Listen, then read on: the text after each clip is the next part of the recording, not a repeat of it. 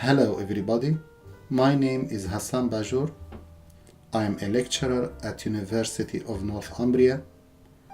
I'm teaching software engineering, and today I'm going to show you a short tutorial about how to create a graphical user interface application in Java that enable users to navigate between two frames. So if I click on this button, on the first frame, it will navigate me to the second frame. And when I click on this button that was added to frame 2, it will take me to the first frame. It is going to be basic and simple tutorial, but I hope it will be very beneficial. So let's start. We open NetBeans. I'm going to start this project from scratch. So create new project, Java application. Next, I will call this application graphical user interface tutorial. I will leave this ticked as it is, but I'm going to change the class name into the graphical user interface main. Click finish, and here we go. So as you can see, we have only one single method at the moment. It's called main method, and we need this method to run our application. Okay, so the idea is to create two frames. Let us start doing that. So the two frames are going to be instances of the JFrame class, which is part of the Swing library in Java. So static, this is how I declare these two instances. Static JFrame frame 1 and frame 2. If you see this bulb on the left side, that means we need to import some libraries to this class. But by clicking on this bulb on the left side and press add import for javax.swing.jframe, it will be imported and it will be part of our application at the moment. Of course, you can type it by hand, but this is a quicker way to do it. Now I'm going to invoke a method called createFrames. Well, this method does not exist anywhere at the moment, and this is why it gives me an error.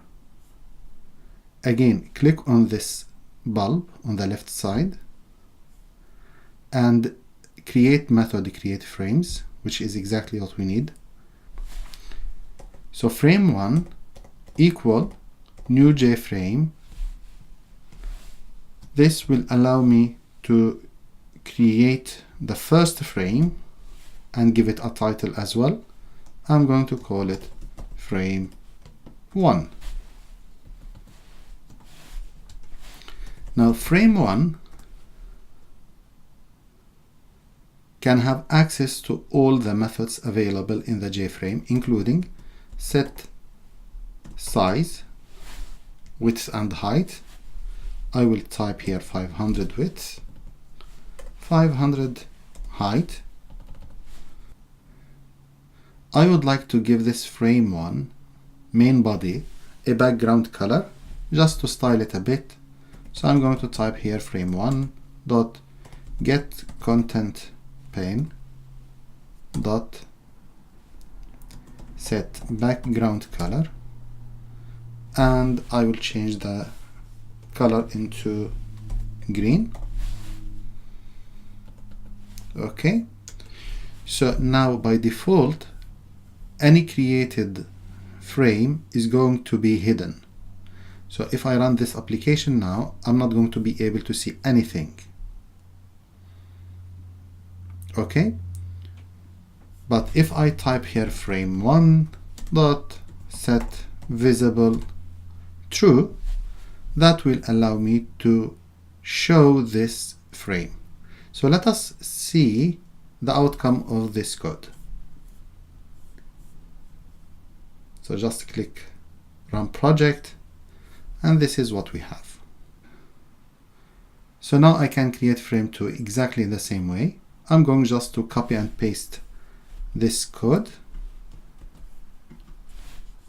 But of course I need to change this one into frame 2,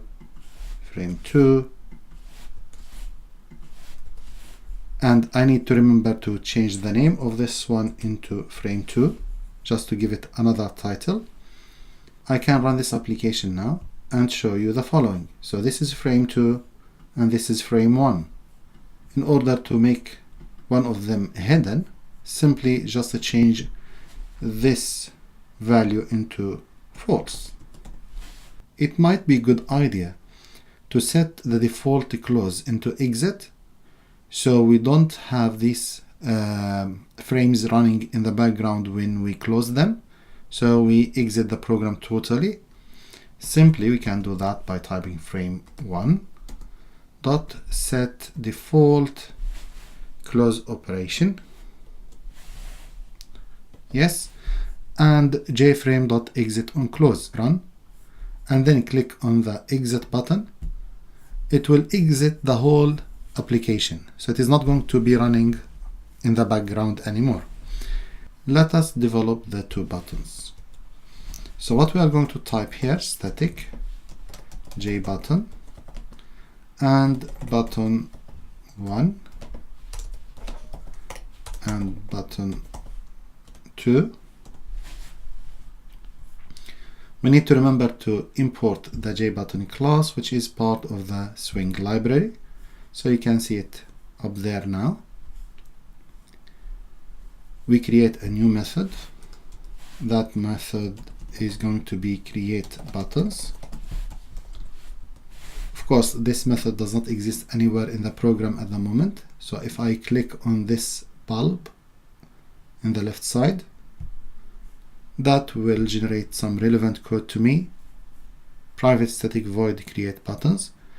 I will remove this irrelevant code, and I will type simply here button 1 equal new J button, and I will label it as follows: go to frame 2. I will give it as well some dimensions. So button 1 dot set size. So width is going to be 200 and height is going to be 100. So say frame 1 dot add, and that is going to be button 1. And button 1 can be set location, x-axis and y-axis. I'm going to specify 150 pixels on the x-axis and 100 pixel on the y-axis. So that is 150 plus 200, that's 350, and we know the frame width is 500. That means it is going to be now located at the middle of the frame. Okay, so let us run this application and see what happens now. Yes, here it is. So of course, if we click on this one, nothing is happening because we didn't link it to any code yet. We are going to do that very soon. So I'm going just to copy this code and paste it there. And here I'm going to change this one from button 1 into button 2, again button 2, and this one is going to be added into frame 2, not frame 1. Remember to do that. And change this button 1 here into button 2 again. And button 2 dot set location 150 x-axis and 100 on y-axis. One thing I would like to add here before we carry on, I would like to make sure that frame 1 and frame 2 accepts the positioning of x-axis and y-axis, and this is why I'm going to type here frame 1 dot set layout and null. Now this means you have full control of where you want to position your graphical user interface components. Similar thing I'm going to do with frame 2. Dot set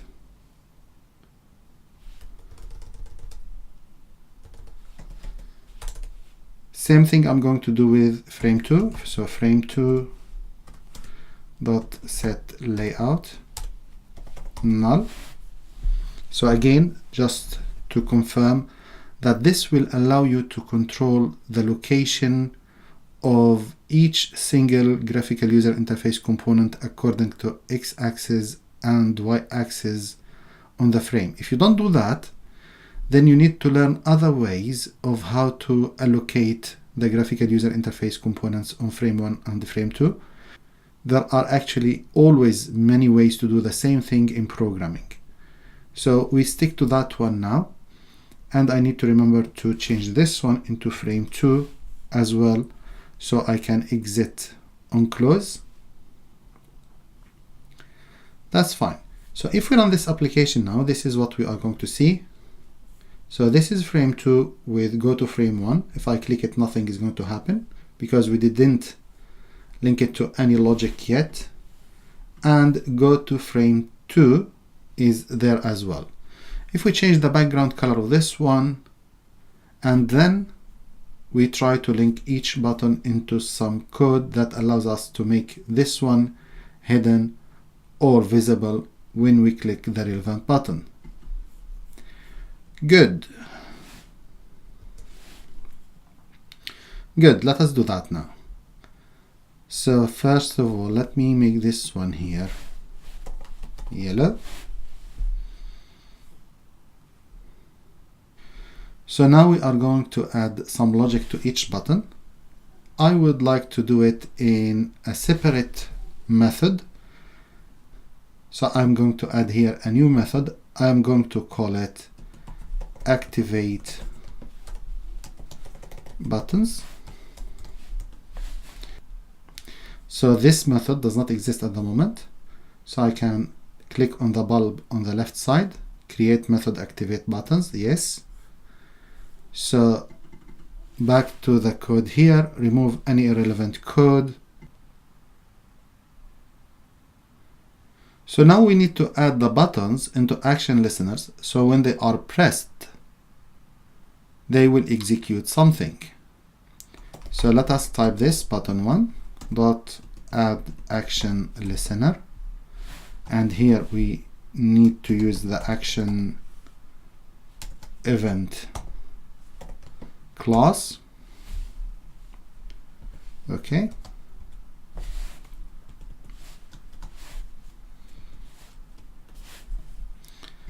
And we can use the lambda, which means whenever this button is clicked, simply do something.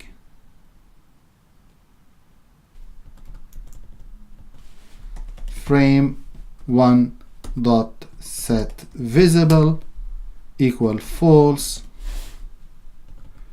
and frame 2 dot set visible equal true. Of course, we are going to do the same thing with button 2, but we need to remember to change the false into true and the true into false, so we can show and hide the relevant frame. I can just copy this one here and paste it there, and make sure you remember to change button 1 to button 2, and frame 1 into frame 2, and frame 2 into frame 1, and that's it. So let us run now this application. You can see there now we have frame 1. If we press on the button, it is going to navigate us into frame 2. Excellent. And you can see we have no other frames there. It is actually there running in the background. So it is hidden, and this one is visible. And if we click on the go to frame 1, it is going to take us into frame 1. And if I click on this one, it is going to close down the program entirely. But this is exactly what you can do with the graphical user interface components in Java and NetBeans. So let us have a quick look into this class. So this is what we have at the moment. You can see we have imported few classes to use in our program. We have declared frame 1 and frame 2, button 1 and button 2, because these are all the graphical user interface components we are going to use in this program. Of course, you can do exactly the same thing with labels, with menus, and so on. You need to apply exactly the same concept. Here we have 3 methods which are going to be executed one after another. So that's it for today. I hope it was a beneficial tutorial, and thanks for listening and good luck.